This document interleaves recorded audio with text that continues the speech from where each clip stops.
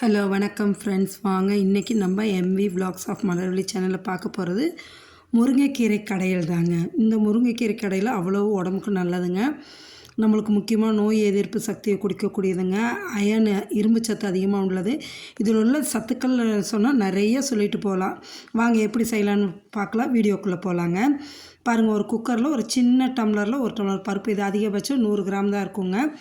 இந்த பருப்பை போட்டு நல்லா 4 தடவை கழுவிட்டு குக்கர்லேயே போட்டு தண்ணியை ஊற்றுங்க. 1 டம்ளர் தண்ணி ஊற்றிடுங்க. துவரம்பருப்பு தாங்க, துவரம்பருப்பு தான் எடுத்துருக்கேன் நான்.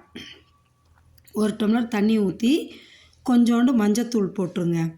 போட்டுட்டு கொஞ்சமாக பெருங்காயத்தூள், ஒரு 1/4 ஸ்பூன் மஞ்சத்தூள், 1/4 ஸ்பூன் பெருங்காயத்தூள் போட்டு, ஒரு தக்காளி, நல்லா மீடியம் சைஸ் தக்காளி எடுத்து கழுவி நல்லா நறுக்கிடுங்க. நடுவில் உள்ள தண்டு பகுதி எடுத்து நறுக்கி இந்த பருப்போடையே போட்டுருங்க. நான் எப்பொழுதும் இதோட தான் போடுவேன். போட்டு குக்கரை மூடி ஒரு 4 விசில் விட்டுறலாம். மூடி வச்சுருங்க.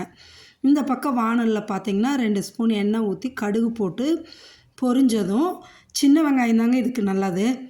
அதோட 2 மிளகாய் எடுத்து கிள்ளி போட்டுட்டு ஒரு கொத்து கருவேப்பிலை போட்டுருங்க. போட்டு சின்ன வெங்காயம் வந்து நறுக்கி எடுத்து போட்டுக்குங்க. பெரிய வெங்காயம், சின்ன வெங்காயம் இல்லைன்னா பெரிய வெங்காயம் போடுங்க. ஆனால் சின்ன வெங்காயம் தான் இது டேஸ்ட் நல்லா கொடுக்கும். கொஞ்சம் நிறையாவே போட்டுக்குங்க. அதோட வந்து பூண்டு பல்லும் நல்லா ஒரு கட்டி பூண்டு உரித்து அதையும் போட்டு நல்லா வதக்கி எடுங்க. பாருங்கள், இப்போ நம்மளுக்கு 4 விசில் விட்டதும் பருப்பு நல்லா, தக்காளி பருப்பு நல்லா வெந்து வந்துருச்சு. இது அப்படியே சும்மா கரண்டியாலே மசிச்சுட்டு வைங்க. இந்த பக்கம் முருங்கைக்கீரை பார்த்திங்கன்னா நல்லா ஆஞ்சி எடுத்து கழுவி எடுத்து வச்சுருக்கேங்க. இப்போ இந்த பூண்டு வெங்காயம் வதங்கினதும் இந்த முருங்கைக்கீரையை அதிலே போட்டு வதக்கலாங்க. அப்படியே வதக்கி எடுக்கும்போதே அது சீக்கிரம் வெந்துடும். முருங்கைக்கீரையை பொறுத்த வரைக்கும் சீக்கிரமாக வெந்துருங்க. ரொம்ப நேரம் வேக விட்டாலும் அதில் உள்ள சத்துக்கள் போயிடும். அதனால் சீக்கிரம் வெந்துடும். நீங்கள் அப்படியே இந்த கீரையை போட்டு பெரட்டி எடுங்க. இந்த அளவு வதக்கிட்டு நம்ம வச்சுருக்கோம் இல்லைங்களா, பருப்பும் தக்காளி வேக வச்சது, அதை எடுத்து இதில் ஊற்றிடுங்க. ஊற்றி அந்த குக்கரில் கொஞ்சம் தண்ணி ஊற்றி அலசி ஊற்றிடுங்க. ஊற்றி நல்லா கலக்கி விடுங்க. இதுக்கு தேவையான அளவு கொஞ்சமாக உப்பு போடுங்க. போதும், நிறையா உப்பு இழுக்காதுங்க. அதனால் கொஞ்சமாக போட்டு நல்லா கொதிக்க விடுங்க. ஒரு 5 மினிட்ஸ் விட்டால் போதுங்க. விட்டு எடுத்து இதை வந்து ஒரு சட்டியில் ஊற்றிடலாம். மண் சட்டியில் ஊற்றி கடைஞ்சி எடுத்தோம்னா அவ்வளோ டேஸ்ட்டாக இருக்குங்க.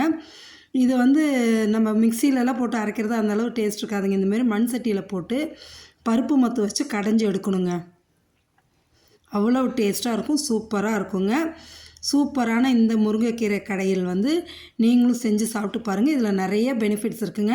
நம்மளுக்கு ஈஸியாக கிடைக்கிறங்காட்டிக்கு இதோட பெனிஃபிட்ஸை பற்றி தெரியாமல் இருக்கும். ஆனால் வெளிநாடுலலாம் பார்த்திங்கன்னா இந்த முருங்கைக்கீரையை பொடியாக்கி கேப்சூலாக போட்டு விற்றுக்கிட்டு இருக்காங்க. ஏன்னா இதில் அந்த அளவு சத்துக்கள் இருக்குது. ஸோ மிஸ் பண்ணாமல் இந்த முருங்கைக்கீரை கடையில் நீங்களும் செஞ்சு பார்த்து சாப்பிட்டு பார்த்துட்டு எப்படி இருக்குன்னு சொல்லுங்கள். அதே போல் ஒரு கோலம் பார்க்கலாம் வாங்க. 13.7 புள்ளி வரைக்கும் எடைப்புள்ளியாக வச்சு சுற்றி 1 வரைக்கும் வச்சுருங்க. வச்சுட்டு இந்த கோலத்தை இவ்வளோ ஈஸியாக போடலாங்க. போட்டால் அழகாகவும் இருக்கும், வாசலில் நல்லாயிருக்கும். நீங்களும் போட்டு பாருங்கள். ரொம்ப ஈஸியாக போட்டுடலாங்க. ரொம்ப கஷ்டம்லாம் கிடையாது. பாருங்கள் எப்படி இருக்குன்னு போட்டு பார்த்துட்டு சொல்லுங்கள். முக்கியமாக இந்த முருங்கைக்கீரை கடைசியில் வந்து மிஸ் பண்ணாமல் செஞ்சு சாப்பிடுங்க. குழந்தைங்களுக்கும் செஞ்சு கொடுங்க. அவ்வளோ டேஸ்ட்டாக இருக்குங்க. முடிஞ்ச அளவு வாரத்தில் வந்து ஒரு 3 நாளாவது இந்த முருங்கைக்கீரை எடுத்துக்கிறது ரொம்ப உடம்புக்கு நல்லதுங்க. சுகர் பேஷண்ட்லேருந்து ப்ரெஷர் உள்ளவங்கலேருந்து எல்லாத்துக்குமே நல்லதுங்க. ஏன்னு கேட்டிங்கன்னா இந்த முருங்கைக்கீரையில் அவ்வளோ சத்துக்கள் இருக்குது. குழம்பா செஞ்சு கொடுங்க, இது பொரியலாக செஞ்சு கொடுங்க, இந்தமாரி கடைசல் செஞ்சு கொடுங்க, முருங்கைக்கீரை சட்னி செஞ்சு கொடுங்க, முருங்கைக்கீரை தோசை செஞ்சு கொடுங்க. இந்தமாரியெல்லாம் செஞ்சு கொடுக்கலாங்க. நம்ம முருங்கைக்கீரை தோசையெல்லாம் நம்ம சேனலில் போட்டிருக்கோம், எடுத்து பாருங்கள். அவ்வளோ டேஸ்ட்டாக நல்லாயிருக்குங்க. நீங்களும் செஞ்சு சாப்பிட்டு பார்த்துட்டு எப்படி இருக்குன்னு சொல்லுங்கள். மறக்காமல் நம்ம சேனலை சப்ஸ்கிரைப் பண்ணுங்கள், லைக் பண்ணுங்கள், ஷேர் பண்ணுங்கள். சரிங்களா? உங்களோட கமெண்ட்ஸ் ஒன்று ரொம்ப வேல்யூபிளான ஒன்றுங்க. அதுதான் எங்களை வந்துட்டு பூஸ்டப் பண்ணுங்க.